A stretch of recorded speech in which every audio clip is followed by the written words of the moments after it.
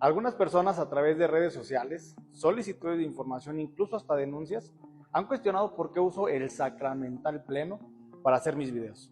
Pero pocos hablan de la discriminación histórica y estructural que hemos vivido las personas LGBTIQ+, para ocupar estos espacios donde se toman decisiones importantes. Les digo que el ejercer el cargo lleva implícito ejercer el libre desarrollo de mi personalidad y sobre todo mi libre expresión de género. Y la quejotee. Para no polarizar más la situación, la Fiscalía tiene que tomar cartas en el asunto con investigaciones de una manera muy rápida. Que las lesiones podrían haber sido provocadas entre ellos mismos. Llevaría a pensar en un pleito de pareja, en un asunto sentimental, ¿o no estamos entendiendo? Todo presuntamente se trataría de hechos de emoción sentimental, temas personales entre ellos. Entonces no habría que darle muchas vueltas, si fue un asunto entre dos, o fue un asesinato, o fue un suicidio. Crímenes de odio que han sido fomentados por el discurso de odio de Lili Telles, de América Rangel, de Teresa Castel, de Gabriel Cuadri, de Ricardo Salinas Pliego, de Eduardo Verástegui y de muchos más referentes de lo peor de la derecha en nuestro país. Hace poco más de un año, el nombramiento de la primera persona no binaria como magistrada de un tribunal en México se leyó como un paso adelante en la conquista de derechos de la comunidad LGBT y en general de minorías que más bien históricamente han enfrentado la discriminación y el odio. Se trata de Osiel Baena, abogada activista de la defensa de los derechos de la comunidad LGBT en México y quien portaba en su propia persona un signo de disidencia. Hace unos días su cuerpo fue hallado sin vida al lado del de su pareja en su casa y desde ahí se detonó toda una serie de reacciones y de señales de que estamos muy lejos de lo que en aquel momento se pensó. Esto ya se venía vislumbrando desde el mismo momento en que Baena portó por primera vez su cargo, hizo visible su activismo también. Redes sociales, medios de comunicación, actores políticos han revelado que nuestra sociedad y nuestra sociedad mediática es todavía una sociedad muy homofóbica, entre otras cosas que ha revelado también este terrible caso del que parece que se quiere dar carpetazo. De eso vamos a hablar el día de hoy. Esto es En Red.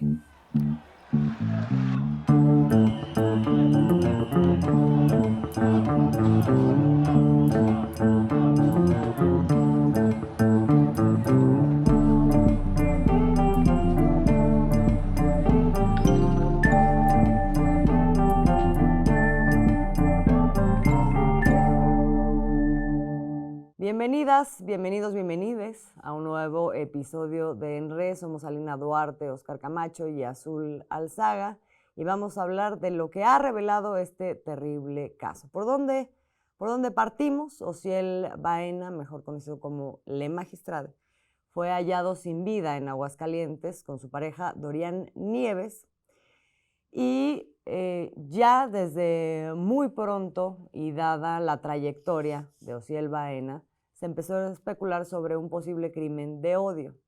Pero también muy pronto las autoridades del Estado rápidamente adelantaron una conclusión que daba carpetazo a esa posible línea de investigación. En medio de todo esto que, conjuga la posible corrupción de autoridades con posible corrupción también de medios de comunicación, hay una cosa que atraviesa todo esto y es la homofobia en nuestra sociedad y que se ha expresado en diversas manifestaciones en redes sociales de las que vamos a hablar el día de hoy. Hay que hablar de quién fue Osiel Baena, hay que hablar de lo que ha sido su lucha, también para entender las reacciones y las manifestaciones que se han dado alrededor de su persona, como de otras que forman parte de la comunidad LGBT en México. Alina, ¿cómo podemos entender todo lo que ahora ha generado estas reacciones? Bueno, pues partimos de un caso que ha sido referente, ¿no?, de la lucha de la comunidad LGBTI a través de redes sociales. Pues ha sido una persona muy visible en torno a este tipo de luchas. Jesús Ociel Baena Saucedo era del estado de Coahuila, al norte de México. Fue la primera persona en obtener un acta de nacimiento no binaria en Coahuila, el primer pasaporte no binario en México, la primera credencial para votar con casillero no binario y la primera persona abiertamente no binaria en asumir un cargo judicial en América Latina en el año 2022. En redes le reconocían como Le Magistrade. Jesús Ociel narró infinidad de veces la lucha que tuvo que dar para que su identidad de género no solo fuera reconocida, sino además también fuera visibilizada, pues no solamente su identidad, sino la de varias personas, ¿no?, alrededor del país y de la región, del mundo, que también atraviesan por los mismos casos de discriminación y exclusión, con tacones, maquillaje y generalmente con un abanico del color del arco iris. Narró en octubre del 2022 durante el programa de La Verdrag cómo fue salir por primera vez a la calle con falda, tacones y maquillaje, y rescato esta declaración que hizo. En mi infancia yo me ponía las faldas de mis hermanas, los tacones de mi mamá, pero durante muchos años me reprimí y me hice una persona, según yo, muy macha, más machacadora que nada, pero no me permitía esa expresión. Cuando me puse por primera vez falda hace 4 años, me puse tacones, me pinté el labio y salí de mi casa. Era un miedo.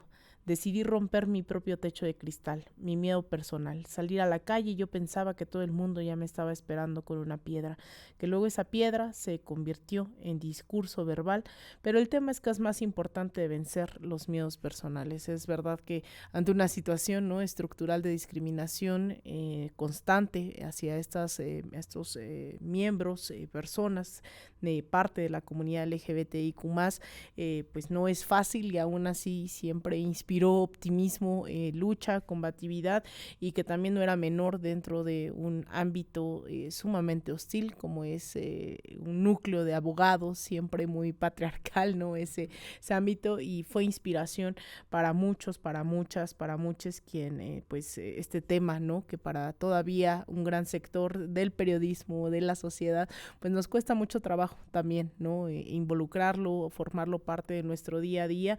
Sin embargo, pues ahí estaba todos los días a través de sus redes sociales Jesús Ociel Baena, dando esta lucha desde una identidad no binaria, que era desde donde se asumía y compartía parte de su día a día. Ociel Baena buscaba, como parte, digamos, de su disidencia, incomodar para ir rompiendo estructuras que habían hecho de ella y de otras personas en la misma situación, pues víctimas de la discriminación, y lo hacía deliberadamente. Sí. Esto produjo una cantidad de reacciones que sí llegan a rozar con el odio. Sí, totalmente. Creo que Ociel Baena era de verdad un gran personaje del México de nuestros días, por todo lo que representaba, como ya lo han dicho ustedes muy bien. Y aunque puede parecer obvio decirlo, vale la pena recordar varias de las cosas por las que luchó en el México de hoy, ¿no? Y digo que puede parecer obvio, pero no lo es tanto. O sea, Ociel luchó por el matrimonio igualitario entre personas del mismo sexo. Fue una batalla en la que siempre estuvo participando, estaba en las marchas, estaba en las manifestaciones, en las exigencias de que esto se legalizara en México. Hay que recordar que en México hoy, de 32 estados que tenemos, 30 ya reconocen el matrimonio igualitario, pero esto es relativamente nuevo. No ocurrió tan rápido en los sexenios del PRI y del PAN como ha ocurrido su legalización o su formalización ya en las leyes en este gobierno federal o en este último sexenio, ¿no? Creo que esa es parte de las cosas que hemos venido viendo y en las cuales estuvo involucrado precisamente Ociel Baena. Otro tema que es importante, que también él estuvo dando peleas muy, muy significativas, fue en la lucha por el acceso a la salud y la seguridad social, precisamente de toda la comunidad LGTB. hasta 1973 en México se reformó la ley del Seguro Social. Y desde entonces empezó a haber luchas para incorporar a las personas del mismo sexo a todo lo que son los beneficios de la seguridad social. Pero esto no se dio sino de manera real hasta apenas este año. O sea, es increíble que desde 1973 hasta el 2023 se ha reconocido precisamente, pero además a través de un acuerdo técnico que en el Instituto Mexicano del Seguro Social, con Zoé Robledo, se aplicó digámosle de una manera, una interpretación de la ley para darle acceso a toda la comunidad a este tipo de servicios de salud, de viudez, de pensión, ¿no? De lo cual estaban excluidos. Fue también otra lucha en la cual estuvo involucrado el magistrado. De igual manera hay que señalar que el ser reconocido como no binario, no es una situación a veces tan fácil de entender, quizás por los prejuicios o por lo que sea, incluso es más fácil de entender la lucha LGTB, ¿no? Pero la parte no binaria es un poco más difícil y sin embargo logró que fuera reconocido incluso en las leyes esta identidad, ¿no? Esta situación de manera legal. O sea, son cosas en las que estuvo involucrado. Luego también hay que señalar que en todo esto lo que estamos viendo es que son derechos por los que creemos que deben estar ahí y que no es tan fácil, pero representó esta lucha. ¿Y a quién se enfrentó? Bueno, se enfrentó básicamente a las fuerzas que tradicionalmente en México han estado en contra precisamente de todas estas cuestiones progresistas, de reconocimiento a los derechos humanos, ¿no? Se enfrentó al Partido Acción Nacional desde hace muchísimos años. Él vivía, de hecho, en un estado donde hay una sociedad muy conservadora, que es Aguascalientes, y donde el Partido Acción Nacional y el PRI tienen muchos años de gobernar. ¿Tuvo una relación cercana con el Partido Acción Nacional? En algún momento tuvo una relación cercana, pero terminó por separarse ante la intolerancia del Partido Acción Nacional, que nunca lo acompañó en las luchas que él empezó a proponer, ¿no? Y se enfrentó también, por ejemplo, a los sectores priistas conservadores, se enfrentó a los obispos, a los clérigos de la Iglesia Católica y evangélica también, ¿eh? Hay que decirlo aquí, que son de todas las iglesias. Y todo esto, pues evidentemente lo convirtió en un personaje incómodo, como tú lo acabas de decir muy bien, para los movimientos conservadores de este país, ¿no? Pero en su cargo, cuando uno dice el magistrado, pues hay que recordar que era digamos que un juez que luchaba porque hubiera democracia, era de los que calificaban los procesos electorales, estaba en el Tribunal de Justicia Electoral en el estado de Aguascalientes y como tal, pues también era un impulsor de la democracia en este país, ¿no? Entonces se enfrentó también a quienes durante muchos años pues, habían hecho de la corrupción y de los fraudes electorales pues una manera de vida en lo político, ¿no? La verdad, un gran personaje con una historia de lucha que yo creo que este país lo tiene que reconocer de una manera muy amplia. Sí, y una tremenda pérdida. Pero fíjate que ahora que mencionas esto de incomodaba a los grupos más conservadores del país, yo creo que incomodaba más allá de eso, ¿no? O sea, dentro de la homofobia en nuestro país, por decir, digamos, una fuente de discriminación, hay una baraja grande que se juega entre el mayor de los conservadurismos, que ahorita vamos a ver un par de ejemplos, hasta la corrección política, que cuando ocurren cosas como esta, en realidad se cae la máscara, ¿no? De esa corrección política.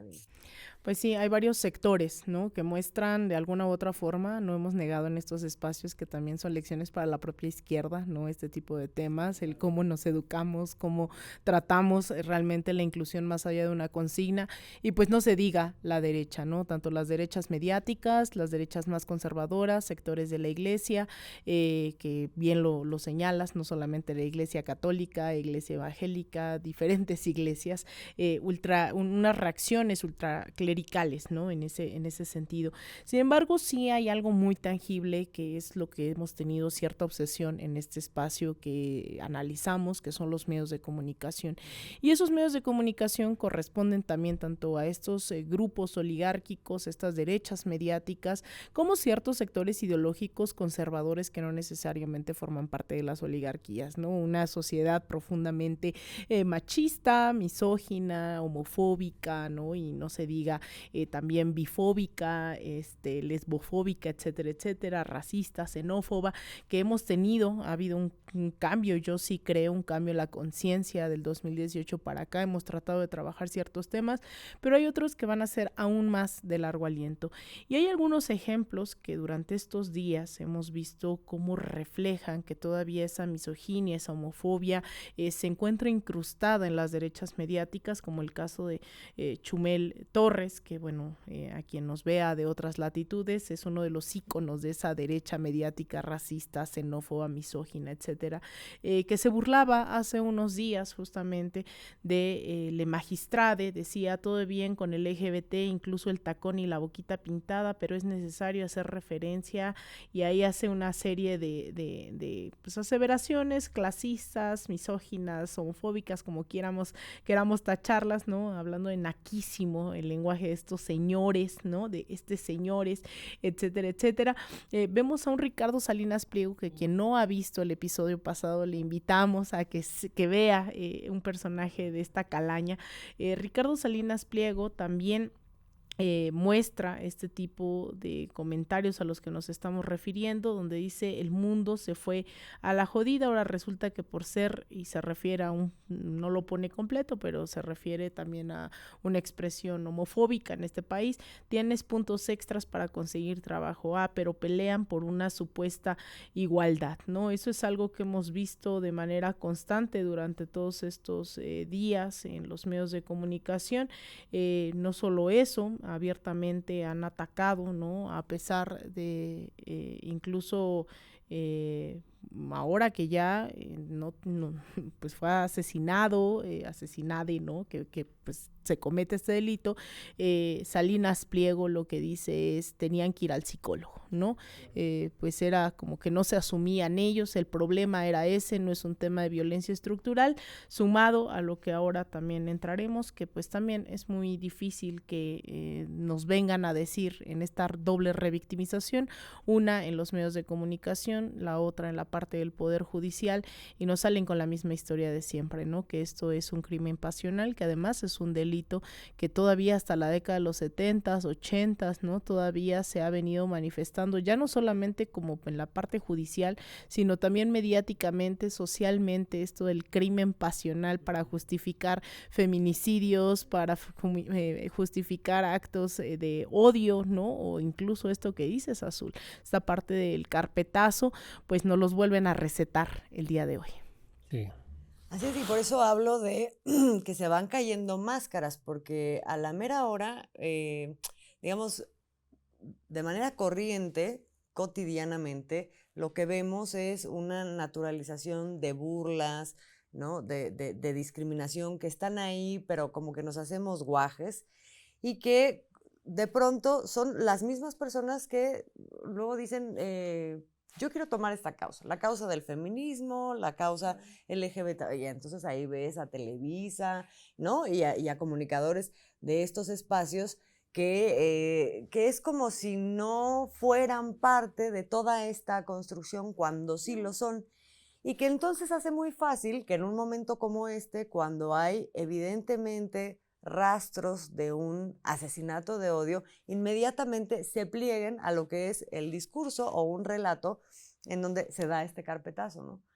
¿Por qué? Pues porque ya tenemos toda esta construcción, entonces es bien fácil establecer como un Ricardo Salinas Pliego, pues que el problema eran ellos, ¿no? O sea, el problema es que no se aceptaban por lo que eran, y no sé, sí, no, es una barbaridad. Entonces tienes, por ejemplo, pues entrevistas como esta que tenemos aquí con Ciro Gómez Leiva, diciendo, pues entonces aquí no hay mayor cosa que investigar, los hechos serían sencillos de investigar, es decir, pues un suicidio mutuo, ¿no? O sea, barbaridades como esas vemos.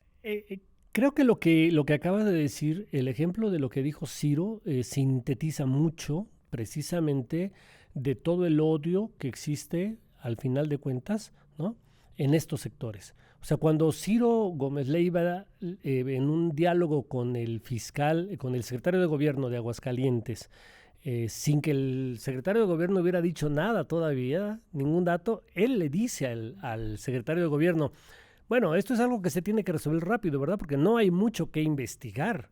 Está claro que es un asunto de emociones. O sea... Hechos de emoción sentimental. Ajá, qué barbaridad, es impresionante. Pero además hay un caso, una cosa cuando Ciro dice eso es...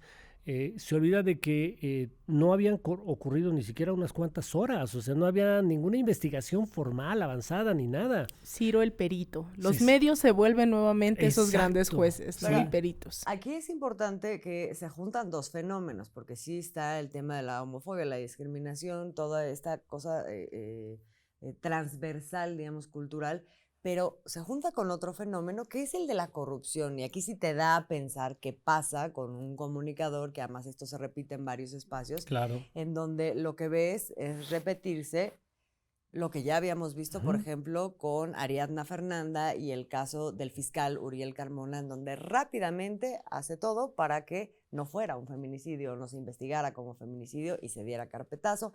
Igual el caso allá en Nuevo León con el fiscal y la chica Devani, exactamente, en donde lo que estás viendo es que la actuación de las fiscalías claramente no corresponde con lo que tendría que ser su función, su labor, su trabajo. Por lo tanto, las conclusiones tampoco corresponden con lo que uno esperaría, pero los medios de comunicación inmediatamente están como receptáculos de ese relato. Empiezan a vender una versión, ¿no? Y cómprenla porque esto es lo que todo el mundo debe de creer, ¿no? Y, por ejemplo, en la conferencia del presidente, el subsecretario de Gobernación del Gobierno Federal da a conocer un dato, pues que sin duda hay que investigar. O sea, el magistrado había recibido amenazas y debido a eso tenía un cuerpo de protección, de elementos de protección.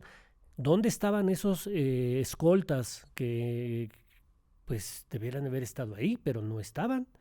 Entonces, si Ciro dice que no hay nada que investigar, pues entonces tendríamos aquí ya resuelto el asunto.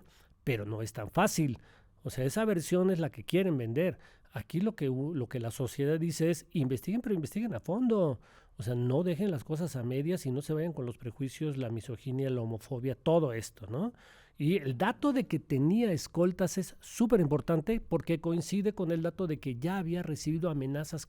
Esto para sumar, ¿no? El caso de la magistrade, lo que pone en evidencia son nuevamente estas redes de colusión entre los medios de comunicación, la derecha mediática, el poder judicial, sumado también a estas estructuras sumamente patriarcales, ¿no? Sumamente misóginas, homofóbicas, racistas, que nos vienen recetando esta fórmula desde hace mucho tiempo, ¿no? Ya ponen aquí casos de feminicidios, pero eso también siento que esta es la cúspide nuevamente de que podemos visualizar estas estructuras, ¿no? Homofóbicas, así como en su caso también la parte de la impunidad y la estructura de la relación con el crimen organizado fue Ayotzinapa, como los medios de comunicación, y el estelar fue el caso de Devani. Es decir, cada vez simplemente son diferentes, ¿no? Las matrices de discriminación en cada uno de los casos, pero yo creo que esto sí tendría que ponernos a pensar, porque si un activista que es tan visible a estas alturas, ¿no? Como es el caso de la magistrade, en redes sociales, con miles de personas siguiendo su trabajo todos los días, con denuncias de protección, denuncias de amenazas de muerte a través de redes sociales y con escoltas, con protección, aún así, pasa lo que pasa, es sumamente preocupante que los medios de comunicación se vuelvan peritos, se vuelvan fiscales y en cuestión de horas nos vengan a decir que pues sí, que fue un crimen pasional, nuevamente, que fueron hechos de emoción sentimental y que no pase nada, ¿no? Y que además los medios utilicen esto y las derechas mediáticas para decir que esto le corresponde solo al poder federal, como si no hubiese toda una complejidad, ¿no?, en la trama, y lo usen para golpear al propio gobierno. Es decir, es muy sintomático de lo que hemos visto los últimos años, no exclusivamente, pero sí los últimos años con más agresividad, ¿no?, en el caso de los medios de comunicación en México. Sí, ahora yo vería algo positivo de todo esto que estamos viviendo, desde el caso Devani, el caso Ariadna Fernanda y este mismo caso, lo que ha hecho desnudar justamente toda estructura y toda esta red de complicidades que llegan hasta las autoridades, digamos, del ejecutivo, estatales, junto con las judiciales, junto con los medios de comunicación, y eso ha pues generado un despertar en general en la sociedad, en la población, que se traduce en cosas como las que vemos en estos días, ¿no? Estas manifestaciones en la calle, estas exigencias de que el trabajo que está haciendo la autoridad estatal tenga que ser arrebatado de ahí para que pase a la autoridad federal, en este caso la Fiscalía General de la República, o en el caso de Ariadna Fernanda, que acabara en la Fiscalía de la Ciudad de México, y entonces se pudiera dar cauce a una cosa que en otro tiempo, la verdad hay que decirlo, jamás hubiéramos visto que esto evolucionara en nada, en absolutamente nada, ni en un escándalo, ni en ya no digamos en un tema judicial como el que estamos viendo en el caso de Ariadna Fernanda y Uriel Carmona. Aquí yo creo que todavía hay mucho por ver, tanto desde el punto de vista de la reacción social como desde el punto de vista de la reacción judicial y de las autoridades. Y una muestra de esto es ya el posicionamiento que da el gobierno federal, diciendo algo así como, pues estamos observando, ¿no?, que hagan la investigación conforme a los protocolos de interseccionalidad que tienen que considerarse para no descartar un posible crimen de odio. Que es una diferencia muy importante, yo creo, que sí es notoria, la posición del gobierno federal, de decir, vayamos al fondo, vamos a ver, no hay que descartar ni una sola de las hipótesis, ni una sola línea de investigación, nada, a la posición del gobierno panista de Aguascalientes, que dice, aquí ya hubo un crimen de odio y cerremos la carpeta, ¿no? Eso sí me parece muy importante.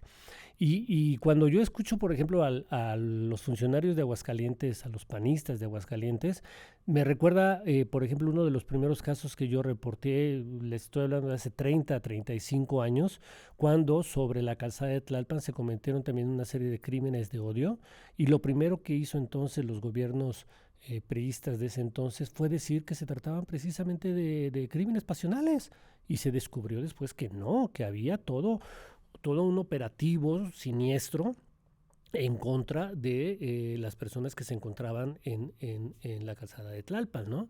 Entonces, como si no hubiera pasado nada en este país, de pronto las mentalidades se reproducen de una manera grotesca, ¿no?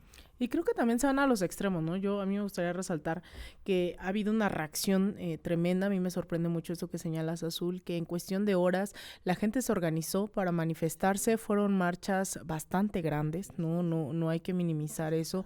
Incluso en redes sociales, este hashtag que fue tendencia por bastante tiempo de crimen pasional, mentira nacional. Es decir, hay una nueva reacción que en otro momento hubiese sido invisibilizada, y eso tiene que ver con la lucha feminista, la lucha de las disidencias, etcétera, etcétera, que no ocurría, ¿no? Y es muy importante abordarlo esto también desde las izquierdas, y esta obligación que tenemos también de reeducarnos en ese sentido, porque vienen ciertos grupos de las derechas a montarse en estas narrativas desde un ámbito sumamente liberal, ¿no? Que vienen y levantan la bandera del feminismo, vienen y levantan la bandera de la lucha de las mujeres, de la lucha de las disidencias, etcétera, etcétera, cuando son los primeros que están legislando en contra de las mismas. Eso es el Partido Acción Nacional, que de repente dice, pues vamos a poner a una mujer candidata al frente de nuestra candidatura, ¿no? O sea, una mujer candidata al frente del Frente Amplio Nacional, etcétera, etcétera, porque es tiempo de mujeres, ¿no? Y yo creo que eso también hay que irlo diferenciando, porque si no vamos a caer en una lucha de identidades, ¿no? Que es lo que hace mucha izquierda light y también mucha de la derecha, que es sumarse a estas consignas perdiendo una identidad de clase y solo por ser mujer, solo por ser no binario, solo por ser gay, lesbiana, etcétera, etcétera. Y eso también hay que sumarlo, ¿no? Es decir, aquí estamos por el respeto a los derechos, por una lucha desde la izquierda, y es por eso que importa, ¿no? No solamente desde la identidad, es porque se están conquistando derechos, contrario a los obstáculos que han puesto por retirarle derecho a esas comunidades históricamente excluidas, y eso también hay que retomarlo, no dejarlo solo en que era una persona que luchaba y ya en abstracto, ¿no? Es porque estaba conquistando derechos colectivos para las generaciones venideras, y eso también es muy importante señalar que ha sido sistemático el uso de estas banderas por parte de, específicamente, ¿no? Por ejemplo, el Partido de Acción Nacional, que incluso tiene legisladoras diciéndole congal ideológico a la Comisión para la Eliminación de la Discriminación, para prevenir y eliminar la discriminación en la Ciudad de México, la COPRED, y es de las principales, América Rangel, que tiene denuncias también por sus discursos de odio, transfóbicos, homofóbicos, y que no les importa, ¿no? Entonces también ellos tienen que asumir la responsabilidad del fomento de discursos de odio, porque hoy vienen a dar condolencias cuando son las primeras personas, ¿no? Claro. América Rangel, el PAN en general, Movimiento Ciudadano, que han atentado en contra de estos sectores. El diputado Cuadri, acuérdense, en contra también de diputadas. Y la lista es larga. Y yo añadiría ahí también a los propios medios de comunicación, que también de pronto comunicadoras salen y dicen, nosotros somos feministas, ¿no? Y ahí andan justamente tratando de alinearse al uso de estas causas por parte de actores políticos como el Partido de Acción Nacional y la derecha en general, ¿no? Pero cuando es la hora de la verdad, por ejemplo, es que el ejemplo más claro fue el de Ariadna Fernanda, porque ahí hubo un cerco mediático en donde todos los feministas y las feministas de repente salieron a decir, no, aquí hay una persecución política en contra del fiscal Uriel Carmona, ¿no? Cuando claramente se había quedado al desnudo de qué manera este fiscal había tratado de encubrir un feminicidio, pero ahí nadie le importó, ahí nadie defendió los derechos de las mujeres, ni que no se revictimizaran, ¿no? Entonces, por eso hablo de que, o sea, sí hay también una serie de lecciones positivas, digamos, en todo este proceso que tienen que ver con de qué manera se hace muy visible, muy identificable quién es quién en todo esto, ¿no? Y lo que tenemos que hacer, los retos tanto para los medios de comunicación de cómo hacemos propias esas banderas feministas, antirracistas, antihomofóbicas, ¿no? Eso es muy importante desde los medios, porque pareciera que de repente en esto aparece esta coyuntura y entonces vemos que tienen todavía mucho poder e influencia, ¿no? Y revelan una sociedad sumamente conservadora que comparte esos chistes homofóbicos, que comparte esos discursos de odio. Entonces desde los medios de comunicación hay que seguir tratando de reeducarnos, de hacer propia la inclusión en cada uno de nuestros espacios, y también a nivel ciudadano pues seguir presionando porque esta representación de estos sectores sea una realidad, sea una constante. Y bueno, los mecanismos ni hablar, ¿no? Yo creo que toda esta reforma, por eso es tan urgente o se mira tan urgente el debate sobre el Poder Judicial. Hay leyes en este sentido en varios estados para el tema de la ley para prevenir y eliminar la discriminación, pero también la ley de identidad de género en este país, pero todavía no se avanza al grado de hacer respetar el primer derecho, ¿no? El derecho a la vida, que vemos que todavía hay pues mucho odio en contra de estas poblaciones que pues a veces nos dicen que son minoría, pero también ese miedo, ese odio pues hace que también no se identifiquen públicamente como tal por miedo también, ¿no? A estos grupos que atentan todos los días desde los medios, desde el Poder Judicial, judicial, la revictimización, etcétera, etcétera. Entonces creo que los retos también para las izquierdas mediáticas, ¿no? Siempre hablamos de las derechas mediáticas, pero también para las izquierdas mediáticas, para también nuestros próximas, pues también abogados, legisladores, etcétera, pues son un montón. Así es. ¿Con qué cierras, Oscar? Pues nada, yo con una pequeña frase es descansa en paz, le magistrade, y que siga viva su lucha, ¿no? Pues nos quedamos con esa frase y con esto nos despedimos. Somos Alina Duarte, Oscar Camacho, Azul Alzaga, y le agradecemos que nos haya acompañado. Nos vemos en el próximo episodio de En Re. Ojalá nos siga en nuestras redes sociales de Raíz Media.